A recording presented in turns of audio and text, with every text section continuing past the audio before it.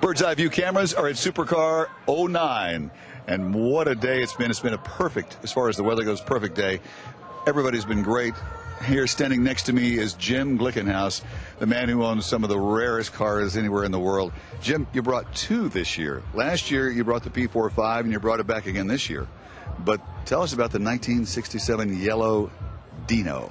That is Dino Competizione, which is a really amazing special car. It was built by Pininfarina on a Ferrari race Dino for the 1967 Frankfurt Auto Show, and it's a one-of-one, it's a one-off, and it's known as the Yellow Dino, Dino Competizione, and it was owned by Pininfarina for over 40 years.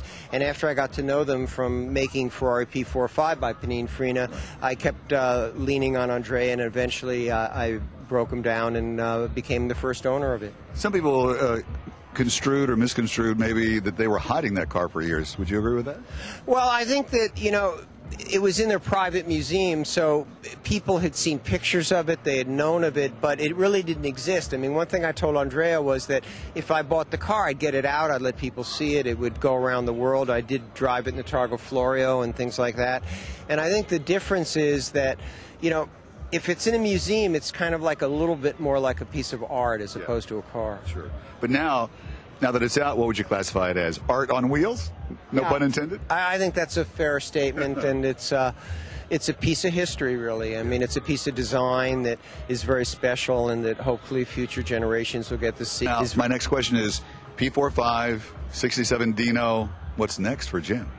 I don't know. The thing you realize is that time is the only commodity, and I really don't want to own these if I don't have the time to use them. And I now am up to about 14 or 15 cars, so I think that for the time being I'm going to enjoy what I have and drive them, and rather than let them sit. Can we do a quick rundown of the others?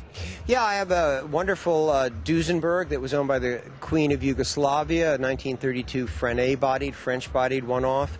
A Stutz, a 1932. Oh my goodness! As a kid growing up, that was like one of my all-time favorite cars. Absolutely, Stutz, the Great Gatsby car. I have that. I have the oldest Ferrari in the world, a 1947 Spider Corsa that won the Turin Grand Prix. Raymond Summers, and it was driven in the 1948 Mille Miglia. I own a P34 that finished first overall at Daytona in 1967, a very famous car.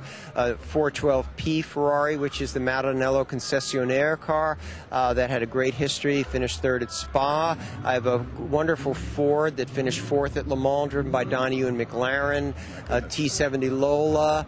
I don't know. Oh, my wife has a 57 Chevy convertible, which she loves. And those are really my collector cars. That's an incredible collection. My goodness, you're a piece of history because of all the things you own and what the knowledge you have of all those automobiles. Now, but we have to go here. But before we go, I do want to ask you about, you had the P45 out in the snow and ice. Is that correct? Well, yeah, we had to ship it down here, and it started snowing, so it was at my house, and I wanted to get it up to the shop because it's a little easier to load onto the transporters there.